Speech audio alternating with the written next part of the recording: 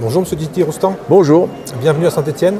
merci. Avant de parler de votre livre Puzzle, je voulais vous poser une question toute simple.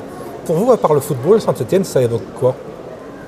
Ouais, mais c'est beaucoup le football, quand même. On voulait sortir un peu des sentiers battus, quoi. Ça évoquerait des gens simples, modestes, qui ont des valeurs, parce que c'est une terre De mine. quoi, une terre ouvrière, donc ça transpire normalement des gens authentiques, quoi, qui savent ce que la souffrance veut dire, et c'est important.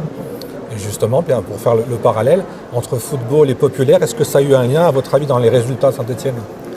Moi, je pense que par rapport à la création du club et petit à petit les premiers titres, et puis un certain nombre de titres dans la deuxième partie des années 60, et puis ce qu'on sait dans la première partie des années 70, jusqu'au dernier titre, enfin là je parle du championnat 81, vu qu'il y a aussi une Coupe de la Ligue, on ne peut pas passer à côté de l'environnement, quoi, et de quelque chose qui est aussi ancré à Saint-Étienne. Donc à partir du moment où le football est un sport où on doit faire des efforts, je pense qu'il fallait évidemment du talent pour avoir ces résultats, parce que bon.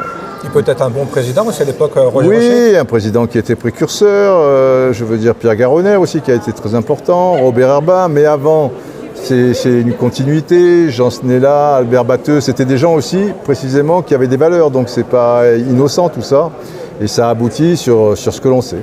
Comme vous êtes une mémoire du football, est-ce que vous savez pourquoi les Verts jouent en vert, justement? Alors, parce que je pense que c'était les couleurs de Casino ou quelque chose comme ça. C'était les stores, ouais. Les stores de Casino qui étaient verts, voilà. Qu'est-ce qui vous a donné envie, finalement, de vous mettre à écrire et de faire, si je peux me permettre, ce gros pavé? Des gens ont insisté autour de moi. Alors, bon, je ne suis pas influençable, mais je ne suis pas de bois non plus. Et puis, à un moment, j'ai baissé ma garde et je me suis dit que ça serait bien de laisser quelque chose, même pour mes enfants qui lisent ça, ils comprendront peut-être un peu plus. Et puis, à travers on a le coutume de dire que les écrits restent, les paroles, ça va, bon, ça s'envole. Donc, c'était une manière, pas de marquer mon territoire, mais de dire quelque chose, mais pas mes vérités, parce que où est la vérité? Mais en tout cas, ce que je ressentais par rapport au football, alors, parce qu'il y a du vécu, mais il y a aussi des réflexions, donc si ça peut intéresser les gens et peut-être même les faire réfléchir sur certaines choses, ça sera bien. En préambule, vous avez dit que vous pouviez écrire presque 4 à 5 tomes. Ouais.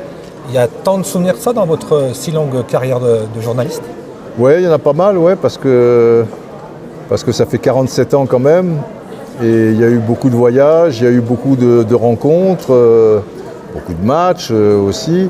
Et de toute manière, c'est un mélange de tout. C'est pour ça que c'est assez riche aussi. C'est pas que des anecdotes, c'est pas que des voyages, c'est pas que des rencontres, c'est pas que des matchs. Et même le football est en toile de fond, quoi. Le football, c'est un peu un prétexte. Je pense que tout ça, derrière tout ça, il y a surtout beaucoup d'humains, quoi. Et humains, on peut en parler de l'humain. Quand on pense à Didier Roustan, on pense à plein de choses évidemment, mais on a aussi ce côté Amérique du Sud. Ouais. C'est venu comment cet amour pour l'Amérique du Sud et bien évidemment le football d'Amérique du Sud? Alors déjà, je suis du Sud. Bon, c'est une première chose. La deuxième chose, ma mère est antillaise. C'est pas bien loin de l'Amérique du Sud, j'ai même des origines un peu inca, hein. Donc c'est le Pérou, c'est bon, bref. D'où le bonnet. D'où le bonnet, voilà, celui-là n'est pas péruvien, mais bon, il pourrait, s'il me cachait un petit peu plus les oreilles, là, peut-être un peu péruvien. Le teint aussi, les pommettes hautes, etc. Et je suis allé en Amérique du Sud pour la première fois en 82, c'était en mars 82, avec Michel Denisot, pour commenter un match amical Brésil-Allemagne, à Rio donc. Et quand j'ai créé le syndicat mondial avec Maradona Cantona, j'ai été très souvent à Buenos Aires. Mais déjà dans l'intervalle, j'étais allé à Buenos Aires, j'étais allé en Uruguay, j'étais allé au Chili, tout ça et tout. Et c'est un continent où je me sens chez moi déjà. C'est très latin, hein, quoi. Et le football dégage encore une fraîcheur que j'aime. Voilà, c'est pour toutes ces raisons que. Mais mon continent à moi, c'est l'Afrique quand même. Mais pour ce qui est football, ouais, l'Amérique du Sud, je retrouve une certaine fraîcheur, on va dire. Vous avez également parlé en préambule du syndicat des joueurs. Ouais. Pourquoi finalement ça n'a pas pris la force que ça aurait dû prendre? Les instances où la politique sont trop fortes? Ah bah oui, bah nous on était des mescalaros, comment dire, on était des ennemis. Ces gens-là, la FIFA, l'UEFA, ils ont la presse avec eux, ils ont les moyens avec eux, ils ont les clubs quand même avec eux. Donc c'était le pot de fer contre le pot de terre. Donc bon, bah on a fait des choses pendant 4 ans, on a ouvert une brèche aux gens maintenant, peut-être, puisqu'il y a des gros problèmes aussi de compétition, de calendrier, de joueurs qui se plaignent, et bien eux d'en créer un, et bonne chance à eux. Alors j'ai pas eu la chance, que je suis trop jeune, de voir jouer Pelé, mais j'ai vu jouer Maradona, qui pour moi est le plus grand joueur que j'ai vu. Hein. Ouais. Comment ça s'est passé votre rencontre et vous, qu'est-ce que vous ressentez quand avec vous Maradona quand vous parlez de Maradona, c'est quoi pour vous? C'est un dieu, c'est un joueur de foot, c'est un homme avec ses travers, avec non, ses qualités? pour moi c'est un homme. Alors je comprends qu'on le prenne pour un dieu du football, et puis il a quelque chose de mystique, de christique, de tout ce qu'on veut. Moi je place Pelé encore plus haut, hein, mais j'ai pas connu, en tant que footballeur. Mais Maradona c'est extraordinaire. Après Maradona c'est tellement romantique, il est tellement touchant, tellement émouvant, même si c'est pas facile parce qu'il m'a rendu chèvre pour des tas de raisons. Surtout qu'une période où je l'ai connu, il était encore sous emprise de la drogue, donc c'était difficile, ça faisait de la peine, mais c'est quelqu'un de courageux, c'est quelqu'un qui a des vraies valeurs. On a une image un peu sous prétexte que bon, bah, il a pris de la drogue, mais il y a des gens très bien qui prennent de la drogue, hein, et des salopards qui boivent de l'eau. Vous savez, on prend plein de cachets aussi, c'est de la drogue. Voilà, il ne faut pas se limiter à ça, et c'est pas parce qu'il a marqué un but de la main que... Voilà, il faut voir d'où il est sorti, et c'est quelqu'un qui a un très grand cœur, qui a beaucoup de courage physique et mental, et qui dégage beaucoup de choses. J'ai des souvenirs, beaucoup de souvenirs, très touchant, quoi. Alors c'est pas un dieu parce que c'est un être humain, parce qu'il a ses failles, parce qu'il a ses défauts, et heureusement d'ailleurs, parce que c'est pas facile d'être Maradona, pour l'avoir vécu assez proche de lui dans certains domaines, c'est même invivable, mais il est costaud, quoi. Sur un plan footballistique, puisqu'on est en Argentine, comment vous vous mettez sur le plan Maradona et Messi? Est-ce qu'on peut les comparer, ou c'est deux époques, c'est deux styles différents? C'est deux époques. On peut dire que Messi rejoint presque, je vais dire, Maradona avec cette Coupe du Monde où il a porté son équipe un peu comme l'avait fait Maradona en 86, où les joueurs autour de lui étaient, hormis Burruchaga et Valdano qui étaient des bons joueurs, mais n'étaient pas fameux. Et c'est la même chose pour Messi, quoi. Hormis Alvarez, Fernandez, quelques jeunes, mais il les a portés, il a été formidable. Ils sont argentins tous les deux, ils ont sensiblement la même morphologie, ils ont l'art du dribble, ils sont gauchers, ils ont joué à Barcelone tous les deux. Il y a beaucoup de choses qui les rapprochent. Mais après, Maradona aura toujours cette espèce de poésie en plus qui, personnellement, mais je ne suis peut-être pas très objectif, me le fera placer au-dessus. Mais bon, ce sont deux génies, chacun à leur manière. Il y a quelques jours, j'ai interrogé Dominique Rocheteau pour son livre également. Ouais. Et je lui demandais si le foot avait beaucoup changé. Et il me disait que finalement, à son époque, on courait aussi vite qu'aujourd'hui. La seule différence, c'est la façon de filmer le football. Il dit à notre époque, il y avait une caméra, maintenant il y a des caméras de partout. Ça donne une impression de vitesse et d'un autre spectacle. Mais c'est pas faux, parce que de toute manière, entre le gars qui court, c'est sûr qu'on courait beaucoup à l'époque, les chocs étaient conséquents. On était peut-être moins costaud du haut du corps, mais vous voyez des gars comme Piazza, même Dominique, il était taillé quand même.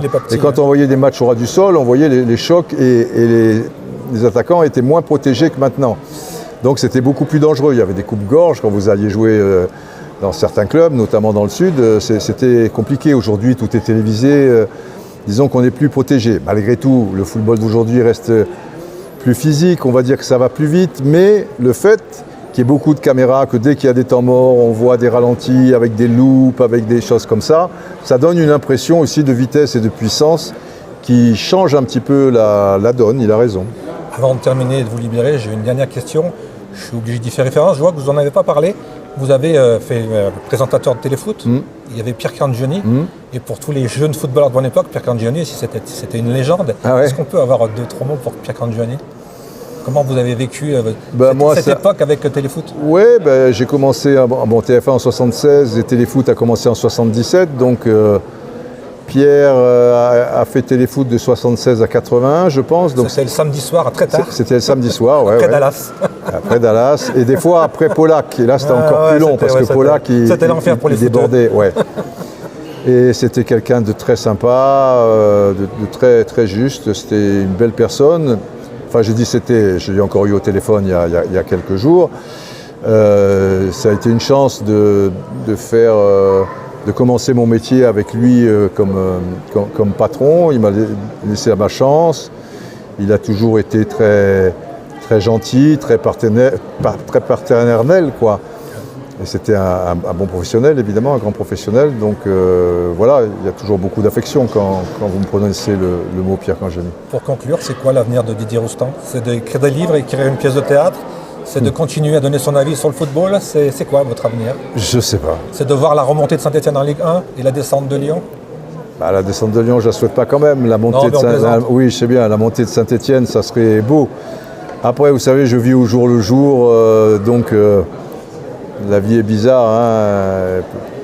Je n'ai pas jamais eu d'ambition personnelle particulière, j'ai jamais eu un plan de carrière. C'est sûr que je descends plus la montagne que je ne la monte, mais je suis toujours en activité, je suis toujours curieux, donc l'avenir, je ne peux pas vous dire où il se situera. C'est vrai que vous êtes un personnage différent des autres. Et en plus, moi, ce que je retiens de vous, c'est vos documentaires. Ils ont toujours été fantastiques. C'est vrai, ouais, ça a marqué. Vous avez fait des docs qui étaient fantastiques. Et puis votre ton décalé, ce côté un peu au-dessus, un peu je prends ça à la rigolade. Et ouais, mais tout en étant très sérieux quand même, mais sans se prendre au sérieux.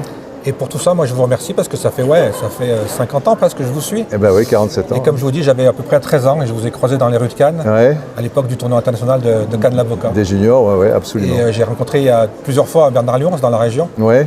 Et je lui avais dit chaque fois de vous transmettre mes amitiés, mais j'imagine que... Il est possible qu'il me les ait transmises, hein, cela dit Bernard. Mais après, moi, dans la tête, je viens et tout. Non, ne lui jetons pas la pierre. Mais je ne lui jette pas la pierre. Non. En tout cas, je suis très content de vous avoir rencontré. C'est gentil. Et je retiendrai qu'un jour, vous m'avez téléphoné pour caler cet entretien. Ça fait bizarre. Exactement. Ben oui, mais bon, je suis quelqu'un, je pense, tout à fait normal, hein, aussi normal que toutes ces personnes-là. Voilà, bon. Alors on vous souhaite plein de succès et puis de nombreuses visites pour venir voir les Verts à Saint-Etienne. Ok, impeccable. Merci beaucoup Didier Roustan. Merci à vous.